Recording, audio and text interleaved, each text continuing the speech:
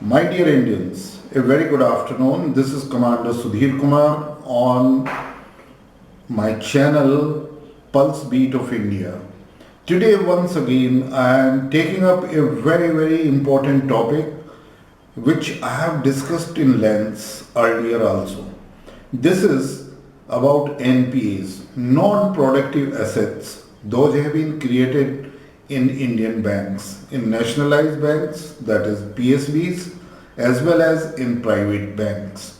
The first of all, when I published my first book, which is India Transforming, this book was brought in or released in 2017 in the month of May. In this, I have written about NPAs, that is chapter number 18, the genesis of NPAs. It's a very exhaustive article where I have explained that how these NPAs were created inside banks and how they have affected the economy of India.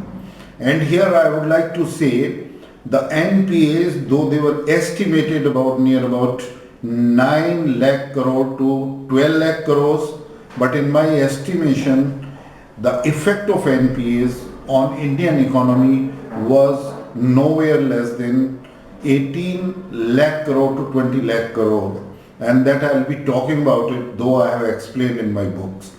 After a year, on 6th July, my another book, which was this India, a 20 trillion economy by 2035-40, was brought in, and there again I said that how these NPAs could be resolved, how to get over NPAs at chapter number 3, and I suggested certain recommendations to the government of India how it could be resolved.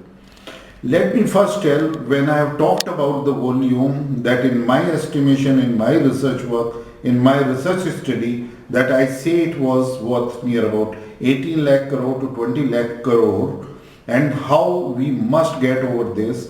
Let me admit that government of India in last 7 years has done a lot about resolving NPAs. That IBC, Insolvency Bankruptcy Code, has been brought in, and the first 12 big accounts, those were more than 500 crores, they were first recommended for the resolution.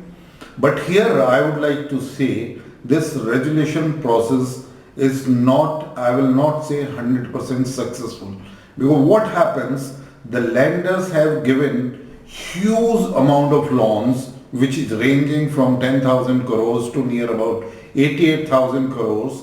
And when the resolution process take place, in every account, the lenders have to take an haircut, which ranges from 56% to near about 73 or 74%. It means they are able to retain only the rest of the amount.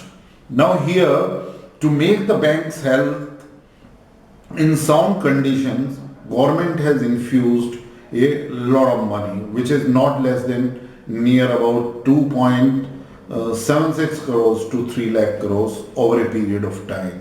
But here the most important thing is that in all these accounts, it's not a bank, it's a daylight loot of banks, which started from 2008 to 2014, and there, without any collateral guarantee, without any process, that I am surprised how the banks were extending loans to the sick projects. They were not able to return them. Then the restructurization was taking place on the pretext of some rules passed out, and again the loans, the re-loan sanctions were given to these accounts, and again they were not paying. Then again the restructurization was taking place, and by this way the banks were infusing on in all these accounts the huge amount of debt, which has turned into NPAs, non-productive assets. Now I'll not talk about how it happens, though it's amply clear that it was hand in gloves by all. The politicians, the bureaucrats, the bankers, the middlemen, the chartered accountants, the consultancy companies, and I am afraid to bring out that everyone leaves aside the RBI, Reserve Bank of India. Everyone considers that RBI is a holy cow. But there, in all these companies, there was an independent director which was appointed by RBI. So I am really afraid that why RBI is so silent about it, how these loans were extended without the information of RBI. I am sure the forensic audits have to take place as per RBI regulations, but I do not know what happened and why such loans and huge amount of loans were extended to these accounts. It's not only about the 12 accounts. After 12 accounts, if I extend a limit of these NPA accounts from 12 to 400, is the same story gets repeated.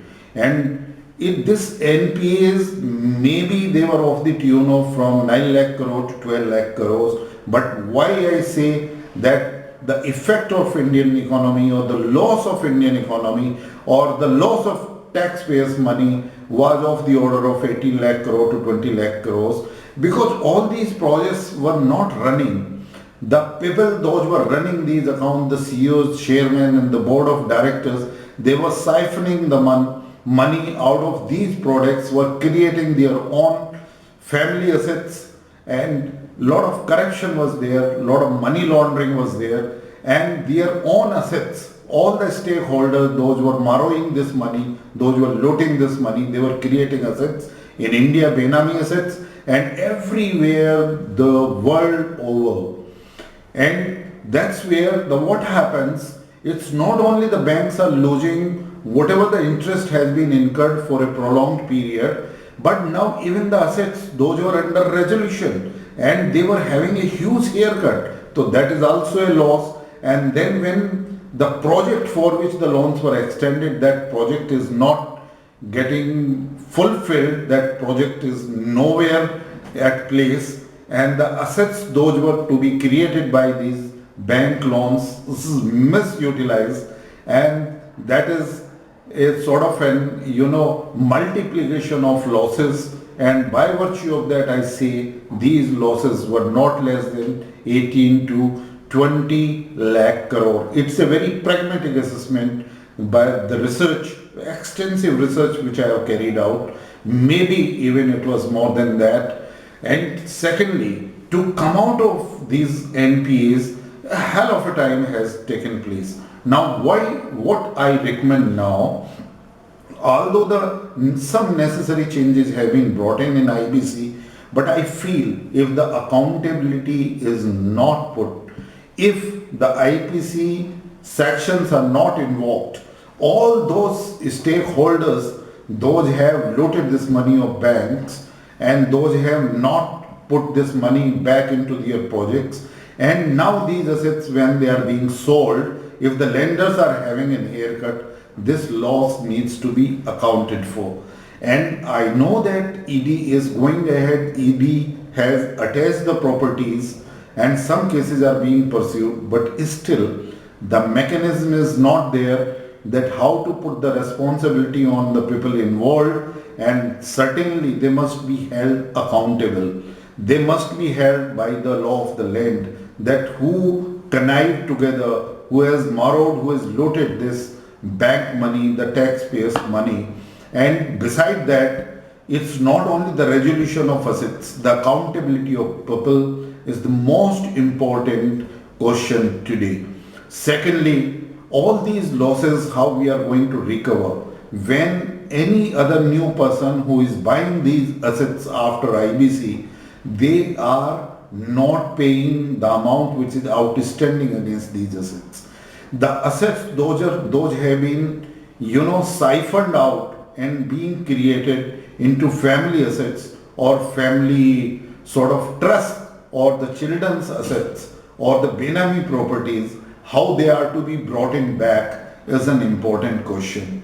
I know that the government is very pragmatic, taking all these steps. IBC is doing well, but we have to bring in an accountability system and the law of land which can take place at the earliest, and all these resolutions could be resolved in a record time. The fast track courts are to be established, and where an NCLT, all these resolutions should not take much of time, and with that the money held in all these accounts must be recovered fully, so that it's not only the lenders get satisfied, but the taxpayer money which has been borrowed, which has been looted, they feel confidence, yes, that the full accountability is there. The people responsible have been held guilty and they have been punished, and the money looted has been recovered will have an effect